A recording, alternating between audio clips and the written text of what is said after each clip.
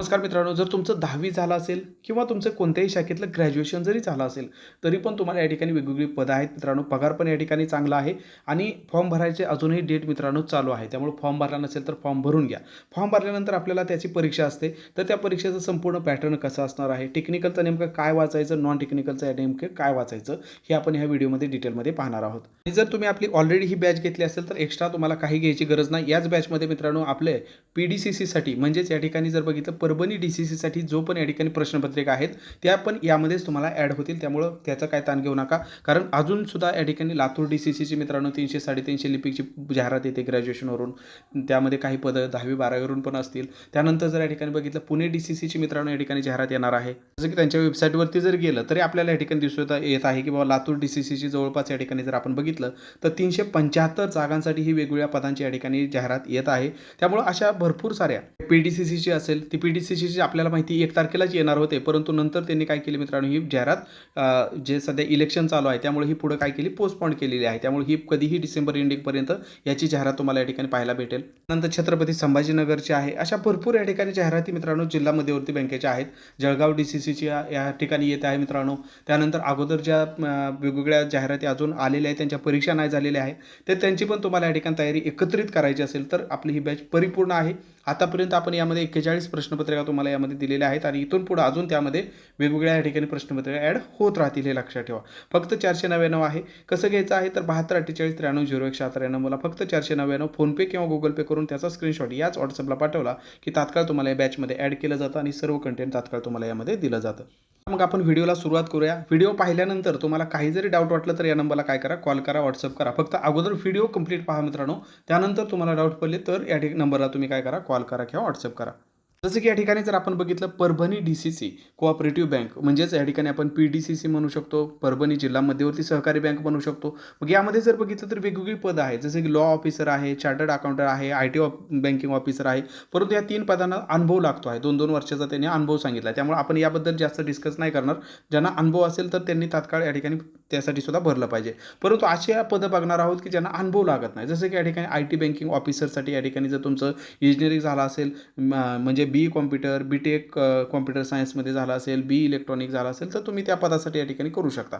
आपण आज खास कोणत्या याच्यावरती भर देणार आहोत की जास्तीत जास्त विद्यार्थी ज्याला पात्र होतील अशा या ठिकाणी पदांना भर देणार आहोत. ते म्हणजे या ठिकाणी क्लर्कचं पद आहे.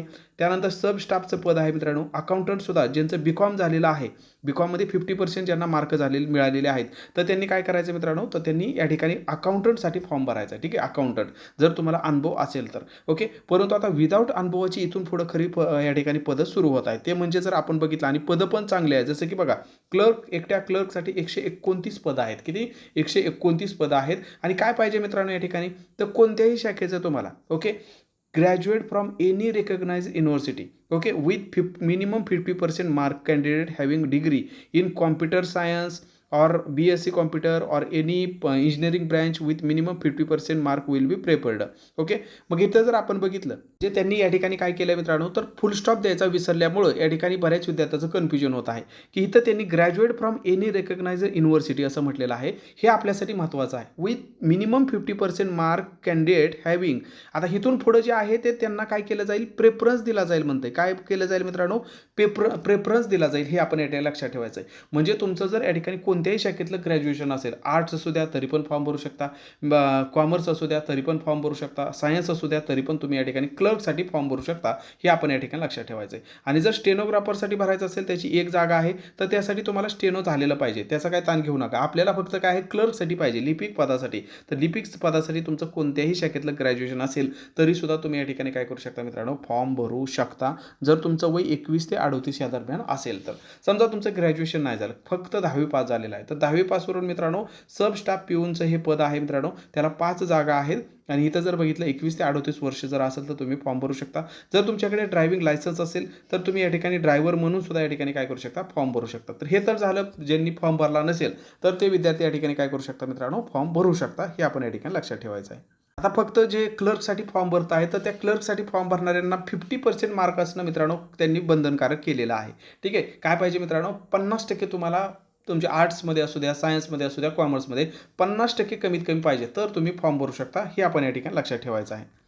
पण जे आपल्या आता बॅचमध्ये तुम्हाला देत आहे त्याच्याबद्दल पण मी तुम्हाला सांगतो मित्रांनो, की junior management, banking officer, clerk ह्या तिन्ही पदांना सारखाच अभ्यासक्रम आहे मित्रांनो. आणि बाकीचे जे या ठिकाणी दुसरी जी पदं राहिली कोणती, तर या ठिकाणी जर आपण बघितलं सब स्टाफ आणि पिऊन यासाठी हा सिलेबस आहे. ठीक आहे. यामध्ये काय नॉन टेक्निकल तुम्हाला दिलेलं, सॉरी टेक्निकल काय नाही दिलेलं, यामध्ये फक्त 3च विषय आहेत. परंतु टेक्निकल तुम्हाला कुठं लागेल मित्रांनो, तर क्लर्कसाठी लागेल. ठीक आहे. तुम्ही जर क्लर्कसाठी भरत असेल किंवा बँकिंग ऑफिसरसाठी भरत असेल तर दोन्हीसाठी मित्रांनो तुम्हाला सब्जेक्ट नॉलेज दिलेलं आहे 50 मार्काचं. 50 मार्क 100 प्रश्न आहे, तुम्हाला 40 मिनिटं वेळ असणार आहे. मग यामध्ये नक्की काय वाचायचं, रिजनिंगमध्ये, इंग्लिशमध्ये, हे तर आपल्याला माहिती आहे. आणि हे आपण महत्त्वाचं बघणार आहोत की general awareness with special reference to banking यामध्ये काय करायचं आहे. तर 150 प्रश्नाचा हा या ठिकाणी तुम्हाला टोटल पेपर असणार आहे. 200 मार्क तुम्हाला या ठिकाणी असणार आहेत मित्रांनो. आणि इथं जर आपण बघितलं तर ह्याचा क्रायटेरिया फक्त इंग्लिशमध्ये असणार आहे, हे लक्षात ठेवा. ठीक आहे. पेपर जो असणार आहे इंग्लिशमध्ये असणार आहे.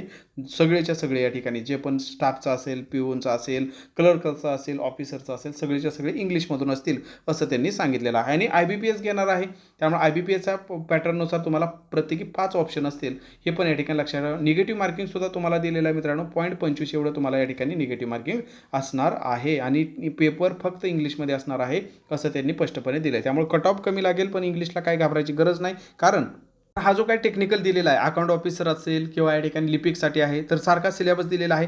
तर यामध्ये तुम्हाला काय केलं मित्रांनो, इंग्लिश आणि मराठी बायलँग्वेज दिलेला आहे. म्हणजे आपल्या मराठी मुलांना या ठिकाणी समजण्यास काहीच अडचण येणार नाही. एवढ्या सोप्या भाषेमध्ये तुम्हाला काय केलेले आहेत, हे पॉईंट या ठिकाणी तुम्हाला दिलेले आहेत. जसं की या ठिकाणी प्रत्येक पॉईंट झाला की त्याच्या खाली काय केलं मित्रांनो, तर त्याचे तुम्हाला MCQ पण दिलेले आहे. ठीक आहे. प्रत्येक पॉईंट झाला की त्याच्या खाली तुम्हाला काय केलं मित्रांनो, तर त्याच टॉपिकवरती या ठिकाणी तुम्हाला MCQ सुद्धा या ठिकाणी दिलेला आहे. त्यामुळे तुम्हाला समजायला एकदम सोप्या पद्धतीने या ठिकाणी समजून जाईल. त्यामुळे त्याचा काय तुम्ही इंग्लिशमध्ये असेल काय आहे त्याचा काय ताण घेऊ नका. जसं की या ठिकाणी जर आपण एक उदाहरण घेतलं, मला वाटलं की मला आता काय करायचं आहे की goods and service tax, okay, हे सुद्धा तुम्हाला या ठिकाणी करावं लागणार आहे मित्रांनो.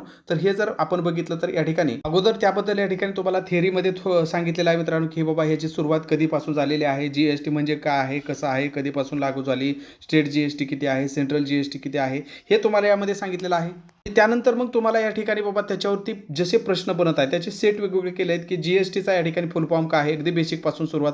मग त्याचं स्पष्टीकरण तुम्हाला इंग्लिशमध्ये पण दिलेलं आहे आणि या ठिकाणी मराठीमध्ये पण दिलेलं आहे. म्हणजे जेणेकरून आपल्या मराठी भाषिक विद्यार्थ्यांना काहीच अडचण या ठिकाणी इंग्लिश जरी सब्जेक्ट असला परीक्षेमध्ये तरी काय अडचण येऊ नये. ठीक आहे. GSTबद्दल जेवढे या ठिकाणी महत्त्वपूर्ण परीक्षेमध्ये प्रश्न बनत आहेत तर तेवढे सगळे तुम्हाला या ठिकाणी GST संबंधी म्हणजे एक तुम्हाला उदाहरण दिले की बाबा कशा पद्धतीने आपल्याला या ठिकाणी टेक्निकलला सामोरं जायचं आहे. मग हे तर झालं विषय ज्ञान. मी तुम्हाला ह्या विषय ज्ञानामध्ये हे सगळे पॉईंट या ठिकाणी याची थेअरी आणि MCQ दोन्ही स्वरूपामध्ये या ठिकाणी देतोय मित्रांनो. तर हे काय झालं, तर हे झालं त्याचं विषय ज्ञान. ठीक आहे. हे काय झालं मित्रांनो, त्याचं विषय ज्ञान. त्यानंतर आपलं हे रिजनिंग तर आहेच. ठीक आहे. रिजनिंग इंग्लिश तर आहेच आणि क्वांटिटेटिव्ह ॲप्टिट्यूड गणित, बुद्धिमत्ता आणि इंग्लिश हे तर आहे. यामध्ये काय तुम्हाला प्रॉब्लेम नाही. त्यानंतर बरेच विद्यार्थी यामध्ये कन्फ्यूज आहेत की जनरल अवेअरनेसमध्ये काय करायचं. Okay, special reference to banking. तर यासाठी तुम्हाला बँकिंग अभ्यासायचं आणि बँकिंग अगदी टू द पॉईंट तुम्हाला या ठिकाणी दिलेलं आहे मित्रांनो. बँकिंगच्या ज्या काही हिस्ट्री असेल काय असेल, आता बँकिंग जे दिलेलं आहे ते तुम्हाला काय केलेलं आहे, जे थिअरी आपल्याला या ठिकाणी दिलेलं आहे अगदी आपल्या मातृभाषेतून मी या ठिकाणी दिलेलं आहे. ठीक आहे. जेणेकरून तुम्हाला समजायला या ठिकाणी सोपं जावं. जसं तुमचं थिअरी होईल तसं तुम्हाला काय केलेलं आहे, तर बायलँग्वेज म्हणजे तुम्हाला इंग्लिशमध्ये पण दिलेलं आहे की बाबा भारतात पहिली बँक कोणती स्थापन झाली. अगदी बेसिकपासून सुरुवात केलेलं आहे ते अगदी हाय लेवलपर्यंत. ठीक आहे. अगदी हाय लेवलपर्यंत मग ह्या सगळं तुम्हाला काय केलेलं आहे, बँकिंगशी टू द पॉईंट. मग त्याचे शॉर्ट फॉर्म, फुल फॉर्म दिलेले आहेत.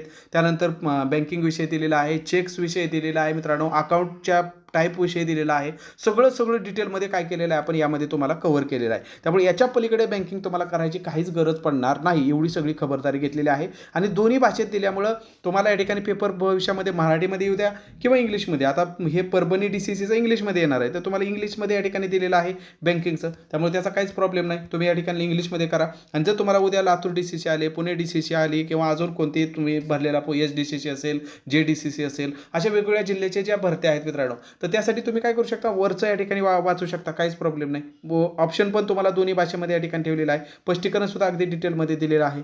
त्यानंतर आपला पुढचा टॉपिक येतो तो म्हणजे सहकार. कारण या ठिकाणी बँकिंग विषयी अभ्यास करायचा, त्या पण या ठिकाणी सहकारी बँकेबद्दल. त्यामुळे सहकार विषय तर आपल्याला या ठिकाणी माहिती पाहिजेच. मग आता परीक्षा जोपर्यंत लांब आहे तोपर्यंत थिअरी वाचायचं. परीक्षा जशी तुमची जवळ येईल त्यावेळेस थिअरीला अजिबात हात लावायचा नाही. ठीक आहे. थिअरीला अजिबात हात लावायचा नाही कारण आपल्याकडे तेवढा वेळ नाही. मग काय करायचं, त्याच्या खाली आपण काय केलेलं आहे मित्रांनो, तर तुम्हाला हे काय केलेलं आहे, तर प्रश्नसंच दिलेले आहे. ठीक आहे. मग हे सहकारी संस्था अधिनियम असेल, हे असेल, तर ते डिटेलमध्ये तुम्हाला काय केलेलं आहे, मराठीमध्ये पण दिलेलं आहे आणि या ठिकाणी काय केलं केलं मित्रांनो, इंग्लिशमध्ये पण दिलेलं आहे. ठीक आहे, त्यामुळे काय करायचं, लगेचच आपण प्रश्नसंचाला डायरेक्ट तुम्हाला वाटलं की आता माझे 2 आठवड्या परीक्षा आहे, 6 दिवसावर परीक्षा आहे, तर थिअरी वाचायचं नाही, डायरेक्ट MCQ करायचं मित्रांनो. जेवढे नजरेखालून जास्तीत जास्त तुम्ही MCQ घालवचाल दिलेल्या सिलेबसमध्ये, तेवढं तुम्ही यशाच्या जवळ जाणार.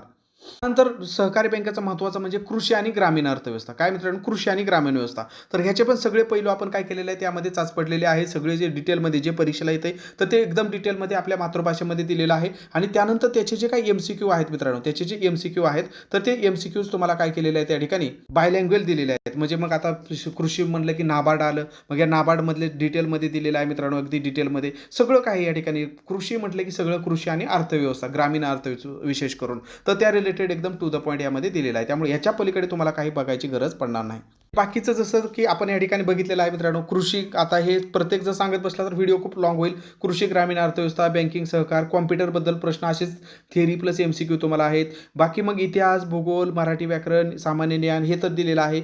सोबत या ठिकाणी व्हिडिओ लेक्चर सुद्धा तुम्हाला दिलेले आहेत. गणित, बुद्धिमत्ता, मराठी, आता ह्याला काही मराठी व्याकरण नाही तुमच्या परभणीला, तर ते करू नका. परंतु पुढं जर तुम्ही पुढची जर या ठिकाणी भरती आली, लातूर असेल, पुणे असेल, SDCC, JDCC, ओके, तर त्यासाठी तुम्ही करू शकता. अजून तुमच्या जिल्ह्यामधली कोणती पण येऊ द्या, प्रत्येक जिल्ह्यामध्ये ह्या जाहिराती निघत असतात मित्रांनो, तर त्यासाठी तुम्हाला हे फायदेशीर ठरणार आहे. मग यामध्ये आपण भरपूर आत्तापर्यंत 41 प्रश्नपत्रे दिलेत आणि अजून पुढं कंटिन्यू आपण या ठिकाणी देतच आहोत, कारण एकदम टू द पॉईंट हे सगळं कंटेंट तुम्हाला भेटून जात आहे. ठीक आहे, फक्त 499 मध्ये सगळं कंटेंट भेटतं मित्रांनो, व्हिडिओ लेक्चर, PDF नोट्स, प्रश्नपत्रिका.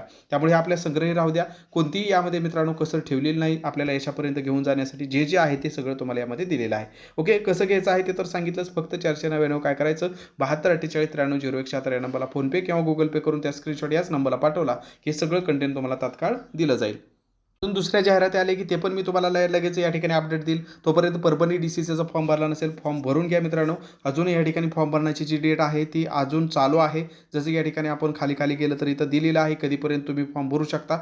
तर या ठिकाणी 10/12/2025 पर्यंत तुम्ही फॉर्म भरू शकता. तर अजून फॉर्म भरला नसेल तर अजूनही मित्रांनो फॉर्म भरायची डेट आहे, तर फॉर्म भरून घ्या. फॉर्म भरला नसेल तर अपकमिंग येणारच आहेत अजून वेगवेगळ्या DCC, तर त्याची तयारी तुमची चालू राहू द्या. व्हिडिओ माहितीपूर्ण वाटला असल्यास एक लाईक नक्की करा. नवीन असेल तर चॅनलला आवर्जून सबस्क्राईब करा. तर भेटूया नवीन व्हिडिओमध्ये नवीन माहितीसह. धन्यवाद.